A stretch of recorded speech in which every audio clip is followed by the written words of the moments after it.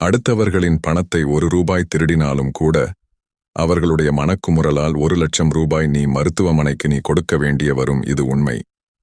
எத்தனை பேர் வந்தாலும் ஒருவரை மட்டுமே வைத்துக்கொண்டு எல்லோரையும் திருப்பி அனுப்பிவிடுகிறது இந்த சுடுகாடு. வாழ்க்கையில் பணத்தை தொலைத்தவர்களை விட பணத்துக்காக வாழ்க்கையை தொலைத்தவர்கள் அதிகம். ஓரிடத்தில் நீ அவமானப்படுத்தப்பட்டால் அவ்விடத்திலிருந்து நிரந்தரமாகவே விலகிவிடு. அன்பு பாசம் என மீண்டும் சேர்ந்து நின்றால் உனக்கு அவமானங்கள் நிரந்தரமாகிவிடும். ஆகாயமும் பூமியும் நமக்கு சொந்தமில்லை. படைத்த உயிரும் உடலும் நமக்கு சொந்தமில்லை.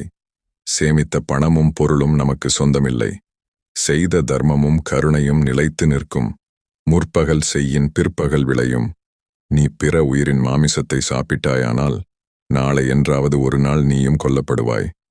ஒருபோதும் உங்களை நியாயப்படுத்திக் கொள்ள பிறரை காயப்படுத்தி விடாதீர்கள். உங்கள் கற்பனையில்